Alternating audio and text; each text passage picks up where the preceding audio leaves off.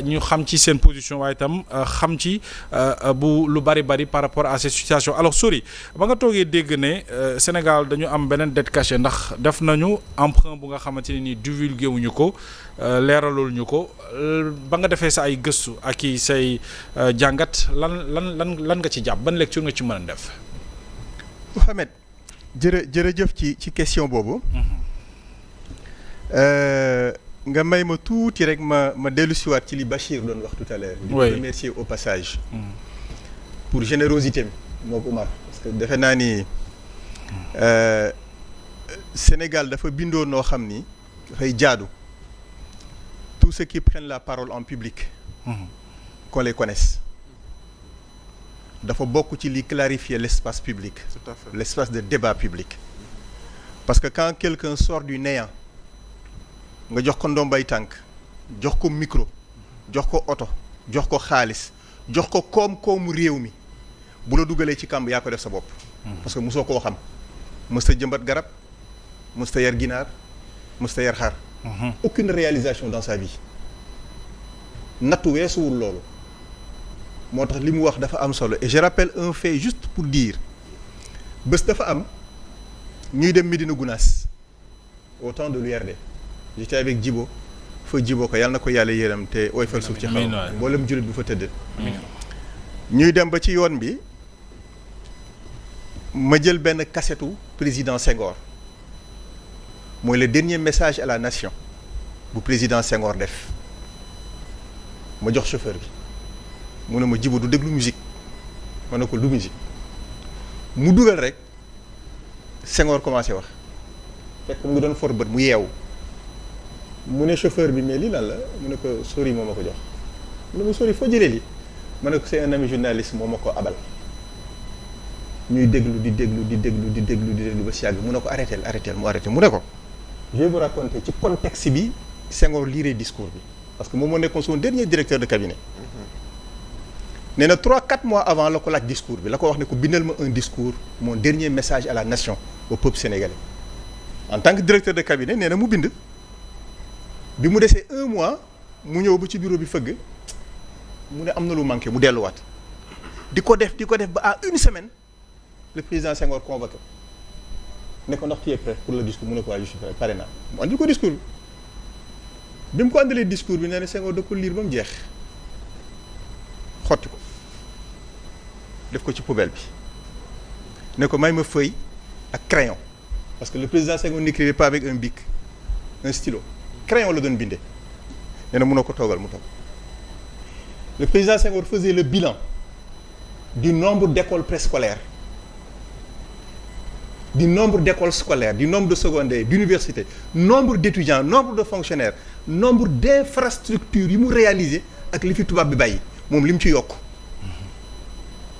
mu ne Djibo je suis en train de faire un message mon dernier au peuple sénégalais il faut que ma wax leen fi ma jëlee réew mi ak li ma ci def.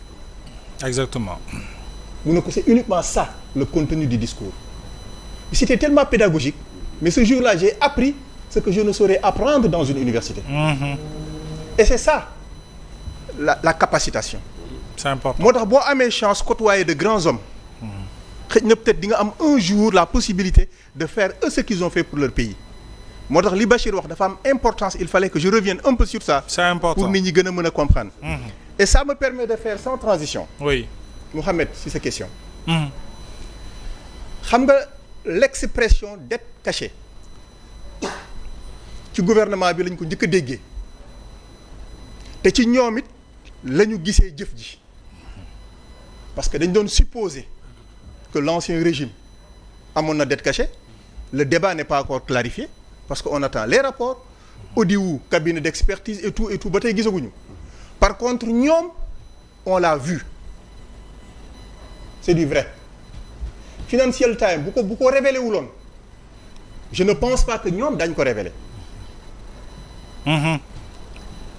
mais c'est là où je suis surpris et déçu. Comment? On a un premier ministre qui prend la parole très facilement.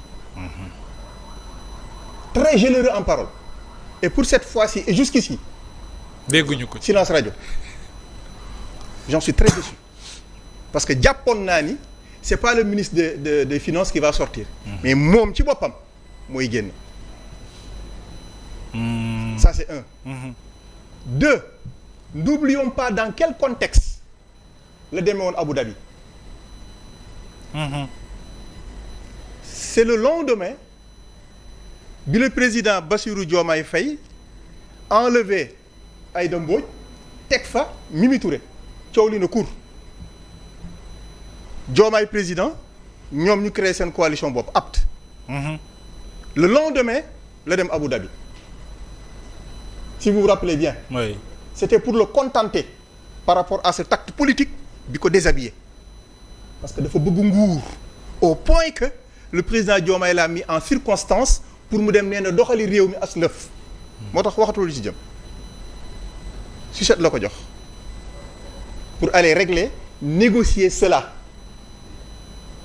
te bi mu demee ñëw silence radio moo tax mu bëgg a wax foofu ne il peut arriver que l'on fasse endosser à l'État une chose que l'État n'a pas fait. Je m'explique. Oui. Un ou deux ministres peuvent être au courant d'un fait te looloo xew ci dossier bi jusqu'à la preuve du contraire parce que musuma dégg un communiqué du conseil des ministres en parler. Musuma dégg moom mu def une communication en conseil des ministres sur ce sujet-là.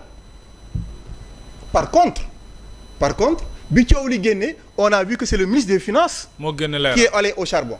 Donc je doute que les autres ministres étaient informés. L'Assemblée nationale non plus en tant que celle qui doit nous permettre nous de savoir exactement comment l'État gère nos ressources.